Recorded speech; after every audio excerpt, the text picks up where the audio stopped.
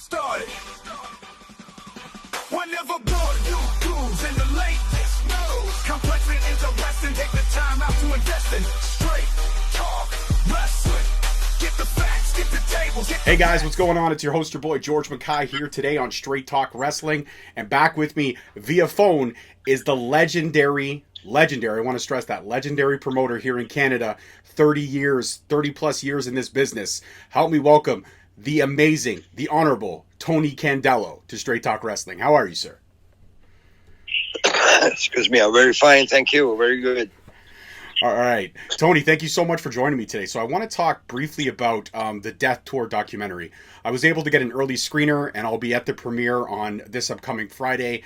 And the documentary was fantastic. It really talked a lot about you, about this tour you put on for the last, 30 plus years as the Death Tour promoter. It had legendary wrestling icons like Chris Jericho and Kenny Omega for brief spots in the documentary. And it talked all about everything that this tour represents and this tour brings for wrestling out in Winnipeg, especially out in the deep, deep north, where a lot of the indigenous community don't really have any kind of entertainment. So my first question for you, sir, is how did this whole concept or this tour come to be? Well, you see, back in 1972, it was only yesterday, I met a gentleman in Winnipeg here. His name was Phil Fontaine, and he was a counselor at that time, and he was an Aboriginal person, still is, I guess, today. And he told me, Tony, I'll give you new territory to promote wrestling. And he started mentioning, places like Cross Lake, Oxford House, and all these places up north. But he says, I never seen wrestling alive before, except when they fly into Winnipeg, maybe. And I said, you got to promise him one thing, though. I said, what can I do? You got to talk to the kids. Talk to the kids about what? You got to talk to them, stay in school, stay away from drugs, alcohol, gang-related, and so forth. You know what? I've been doing that since then. I've been up there 50 years already. And the community, they welcome with honor every time I go there. And they treat me the best way that they can. And, of course, there is no such thing as a motel or hotel, anything like that. And we gather the kids in the gym and, have speakers, people that I bring up there. They talk. One talks about alcohol. Another guy talks about drugs and so forth. And teacher and chief and councils, they love it because even one kid listens to what we say. I think we did a good job. And, of course, like I said, I didn't know what I was getting in those days. And to travel 125 miles, it took me 18 hours. The roads are very, very, very bad. It's all ice roads. Excuse me, it's all ice roads. I got to go through the bush, frozen lakes, and so forth. Excuse me. And today, after 50 years, the roads are really approved. Instead of 18 hours, it takes me about 5-6 hours to travel one place to the other. And like I said, the community, they love it. We get big crowds, and we sell out every time I go there. I do that once a year. In February when everything freezes up. And of course, for the wrestlers, I tell them ahead of time, guys, there's no AAA hotels here, anything like that. Here's what's going to happen. You're going to be traveling on ice roads, and you're going to be sleeping on the gym. Make sure you bring a bed or something sleeping like that. Bag. Yeah, sleeping bag. That's what it was. And that's where we're going to be staying. And, of course, the schools, we have everything there. We have showers. We have, kitchen where you can cook and so forth. And that's the way it is up there. And I always say, people that can make it that type of tour for about 2-3 weeks sometime, I always say they can wrestle anywhere in this world. It's an attitude adjustment when you go up there, not just wrestling. It's all in the mind, can they travel this far? Can they do this? You only get about 2-3 hours to sleep at night because you got to leave early in the morning to go to the next reservation. And that's what it is. I've been doing that. I'm 82 now, so I'm still doing it. And many people that the superstars today, like Chris Jericho, Megan, and Rhino, and keep going, and they know what it's all about, and they made it. And look what happened today. The big stars, especially Chris, did really well for himself. Edge and so forth, and many others. And I always say to the wrestler when they leave me, if they have the opportunity to go with the big firms like WWE, for example, or AEW, remember this, guys. If you have the chance to go huge with a big company, remember one thing: the guy, whoever it might be, is not Tony Condello. Tony Condello is one of the boys. Like, he wants to be associated with you, travel together, and so forth. You probably never see the big boss, but remember 5 little things. Yes, sir. Thank you, sir. What time you want to be at the arena, do your stuff that you're supposed to do in the ring and mind your own business. Now, if that promoter or the owner, wherever it might be, likes you, he'll make you a millionaire. You break those rules, they'll spit you out like a piece of gum. Why I know this? I worked for Vince McMahon at that time for a year and a half, AWA, NWA, and so forth. That's where I learned all the promotion from those big people. And that's the way it is. They have no time for your remarks or whatever. They're too busy making huge money or lose money. One of the two. That's promotion for you. 100%. So one of the things that was very cool about this documentary is that it focused on the tour. It focused on some of the performers in the current tour that just happened, but it also focused on the indigenous communities and what they go through and the suicide rate that is so catastrophically high. And what I found really interesting is that in this particular tour that you did, the matriarch, when she was having one of her interviews, she mentioned she was on the phone with her mom and she was talking to her mom, and she had mentioned that you had told her in passing that that was the most suicides that you had seen in any tour in all those years. How sad is that to keep hearing about these deaths but keep having to push forward? And as the cliche goes, the show must go on. You see what happens up there. It's an island, in the summertime, they cannot get out unless they fly out, and it costs a lot of money to fly out. So let's say take a teenager, gets up in the morning, maybe doesn't go to school, doesn't want to go to school, and he walks one corner to the other of the island. Then he gets bored. So what does he go? What he's going to do? Looking for problems. Maybe drugs. Maybe this. He gets bored, and that's how they commit suicide. If they were to keep themselves busy, like you get up in the morning, you got to go to work, you get occupied, it'd be a different deal. But that's the way it goes up there, right? And I feel sorry for the whole community because they're good people. We say that sometimes they're bad. They're bad people all over the world. Doesn't matter what nationality you are. They're all good people. They're all good to me anyway. And that's the suicide rate. And once one person commits suicide, the other one goes and commits suicide, and so forth. On the last tour, we had about 4 or 5 suicides there, which every time somebody passed away, you get canceled out. Every sport there is canceled. That's where they believe, and so forth, which I don't blame them, right? So we've been canceled out quite a few times. You travel 10, 15 hours, you get there. So I'm sorry, Tony, but somebody died or whatever. You're canceled, so we go to sleep. Simple as that. Mm-hmm. Absolutely. And one of the things I found very interesting was that Massive Damage, he's been on the tour with you for 11 years. From what I understand in the documentary, or at least the way they showcased it, was that that's a record number of appearances for one individual on the tour. What's it like to be working with Massive Damage and have that relationship with him for 11 tour dates strong? I met a lot of people in my lifetime, believe me, good ones, bad ones, but Massive Damage is one of the best. He helps me. I pick up the phone and say, Massive, I need 7 wrestlers. He's my booker, in other words. I said, I need 7 wrestlers. Make sure they're pretty good. Tony, no problem. He brings me 7 wrestlers or 8 wrestlers, whatever I require, right? And he helps me with the booking, which he saves me a lot of work and a lot of time. And I could not find anybody else better than him as a wrestler and as a person. He's very, very good, really good. Absolutely, I couldn't agree more. He was one of my favorite personalities on the documentary, as well as the matriarch and her character and her story was absolutely fantastic. So that actually brings me to my next question, and you and I we're cooking, we're segueing perfectly.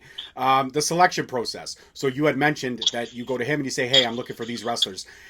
Does he send you video beforehand and you select them, or does he just pick 7 people he think are promising, or 8 wrestlers that he thinks is promising, and he says, "Hey, Tony, this is who I got. This is who I'm bringing with me"? How does the selection process work for the tour? It used to be when he sent me pictures and videos, all the time. He asked me if I want. But now, after so many years, I leave it up to him because, he never fails. So whatever he brings me, I know is going to be good. That's the way it is. I love that. I love that you guys have the camaraderie and the trust in one another. So I want to talk about Kenny Omega during the documentary. He told a story that, he laughs about now, but at the time was probably very, very scary, where he talks about one of the vans falling through the ice. I don't know if that was the only time that ever happened, but what was that moment like for you guys? He laughed about it now because everybody made it out okay, but at the time it must have been very, very, very scary. I've seen those trucks more than once go through the ice. And the reason for it, going through the ice, is not because they're bad drivers. They're good drivers. Sometimes the weather changes, and the lakes, they melt, so the ice gets weak. So they're not very careful. They're not supposed to cross the lake when that happens, but sometimes people do. And down they go.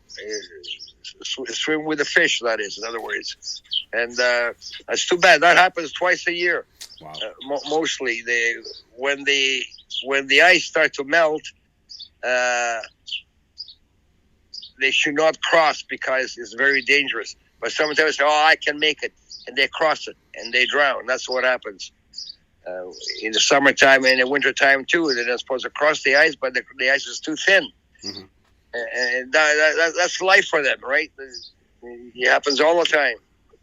All the time. Absolutely. So I want to talk about, too, at the end of the documentary, they highlighted you getting honored at AEW Winnipeg. When AEW came into Winnipeg, they honored you and your contribution into pro wrestling, your contribution into promoting, community outreach, so forth and so on. And Massive Damage also got a spot on the show, wrestling in one of the pre-taped matches. What was it like to be honored in your community, honored in the province that you promote in, that you've helped, kind of build up the scene over there for the better part of, like you said, 50 years, but been promoting at least the Death Tour for the last 30. What's it like to be in that arena, to see all the Winnipeg faithful stand up and recognize your contributions to the sport that we all love so much? Well, that was a surprise to me, but Tony Khan, I met the big owner there from AEW. And, they put me over big there in Winnipeg. And, surprising, I had a big cheer from the people there. Unbelievable. And I thanked them for it. And actually says, "Tony, anytime, anywhere we are, you can come down and meet me," and so forth. Very nice guy, Tony Khan. And I think that night they had about, 10,000 people, 8,000, something like that. It was a big crowd. And they welcomed really well when they introduced my name. So good people. Absolutely. It was amazing to see you get that recognition that I believe you deserve. And looking back at, running into Edge again after all these years, and Jericho, and it's funny because Jericho you mentioned so many names like Edge, Christian, Jericho, Kenny Omega, who have gone on these tours and who have gone on to become really big wrestlers, because if you could survive that tour, you can literally wrestle anywhere. But it was funny because Jericho talked about it, even Kenny Omega talked about it, that they call it the Death Tour because it's a grind. And it's literally, like you said, 2 hours, 3 hours of sleep, drive 5 hours to the next place, possibly get canceled, sleep, drive, continue on, set up the ring, tear down the ring, all the work that goes involved putting on the show itself, the matches, all that. But all these guys talked about it that, it's not so much a death tour, it's a life tour. And when you look at all those names that I just mentioned, and you hear that Chris Jericho says, if you can make it on this tour, you can make it anywhere. And knowing that you're a part of that, if you could survive Tony Condello's death tour, then you're built for this wrestling business. Do you like having that as a resume, like a tip of the hat? If you could survive it here, you can survive it anywhere. That's exactly what I said, and Chris Jericho always repeats that, which is true. We're not putting ourselves forward. It's the fact. It's not go and catch a plane and 2-3 hours later you're in the next arena and so forth, and sleep in the nice hotels. There it's a grind, like you said. You got to go on a steady basis, night after night, for at least 3 weeks. And that's what it is. If you want to go up there, it's like I said, some of them will never come back. I've seen some wrestlers fly back out of the circuit by themselves. They disappeared. I was looking for them, and they told me, Tony, they took a plane and they went. Some they cannot take it, right? They cannot take it's not a punishment. They cannot take the work itself. Mm-hmm. And those type of guys will never make it, because incident can happen in professional wrestling. Doesn't matter where you are, and you just don't skip. You know what I'm saying? You gotta go through it or hang up your boots. In other words. Absolutely. A couple more questions, Tony, and then I'll let you go enjoy the rest of your evening. But when you look at some of those names that I've mentioned, some of the names that you promoted, Edge, Christian, Chris Jericho, Kenny Omega, just to name a few, and they're all, they've all cemented their legacies in pro wrestling. When you look at those 4 individuals, could you have imagined that those guys would reach the successes that they reached when they were working with you on their stint in the Death Tour? I had an idea one of these days they're going to make it big, because the attitude, the way they wrestle, they listen to me, everything that I told them to do, and they never refuse me. Those are the type of guys that make it big. Some of the guys they go with me up there, their head swells up, and they're telling me what to do. It doesn't work that way. I'm the promoter, you're the wrestler, do what he's supposed to do, right? And like Chris Jericho, Edge, Christian, Rhino, they're tremendous people. I'm telling you, really tremendous wrestlers and really tremendous listeners, and they do exactly what they're supposed to do. That's why they're millionaires today. Simple as that. Mm-hmm. Absolutely. I couldn't agree with you more. And my final question, when we look at this documentary and how the amazing story that was told and the wrestlers that were highlighting this tour, highlighting the challenges, like in the documentary, we actually saw where you guys were delayed because a truck went off the road. We had to get it pulled over so you guys could continue on, but you made it to the next venue because you just have to keep going, keep moving forward. When you look at some of the stars, some of the wrestling personalities that were highlighted in this documentary, like Massive Damage, like the Matriarch, so forth and so on, could you see any of them being someone who could go on to bigger and better things down the line, or might actually return, other than Massive Damage because he's done 11 tours? But any of those particular talents that were highlighted in the documentary, will they be coming back for next year's tour? And do you see any of them making it further in the future? Some of them, and some of them not. I can tell a mile away if that guy is in a panic or can't take it, doesn't like it, and those are the type of guys that don't come back. Mm-hmm. But those people that do come back, they have an opportunity and a break. Life is a break. Today you got $5 in your pocket, and tomorrow you got millions. It's just a break in life, and some of them have that opportunity to make it big because they listen, they do their work. Simple as that. It's all they need is a break. Simple. Some of them they're born with that type of talent. Some of them are not, and that's the way it is in this game. Absolutely. I couldn't agree with you more. You are an absolute wealth of knowledge, sir. And my final question, when I look at some of the crowds that were there and some of the excitement in those kids' faces and how involved and how excited they were in the entertainment that you were bringing to them, I mean, when it's all said and done, you sit back after a tour and you're back at home and you're able to kind of look back at everything that happened on the tour, does it bring a smile to your face knowing that you're still entertaining people on this tour 30 years strong? When I go up there and I see those kids booing and laughing and enjoying themselves, that's what makes me happy. That's what we're there for the kids. For the kids are the future of Canada or anywhere else. As long as we leave there and everybody's happy, I'm happy. I don't want no problem with anybody. Just we go there to entertain the people, and that's what we do. The way that I can anyway. Absolutely. That was fantastic answer and a great way to end an amazing conversation. Tony Condello, legendary promoter, thank you so much for being here today on Straight Talk Wrestling. And I want to let you know, anytime you want to come back, Mr. Condello, and you want to sprinkle a little bit of your knowledge, I would love to have you back. It'd be my pleasure, sir. Thank you for having me on your program. All right. Take care. All the best, sir. Bye-bye. Bye-bye. All right, guys, that's it for this one. Tony Condello, 30-plus years, leader of the Death Tour. Documentary is coming out shortly. This Friday, it's going to be premiering at the Carlton Theatre in downtown Toronto. Your host, your boy, and the mini-host will be there on site. If you decide to come through, that'd be great. If not, it's all good. At the end of the day, it's all love. Peace, love, and wrestling, guys. We'll see you next time. Peace. Thank you so much for checking out our channel. If you like what you saw today, please feel free to subscribe and hit that notification bell so you never miss any of our future videos and content. Also, you could follow us on all social media platforms. On X at _Straight Talk. On Facebook and Instagram at Straight Talk Wrestling. On TikTok at Straight_Talk_Wrestling. And of course, you could follow us on Podbean.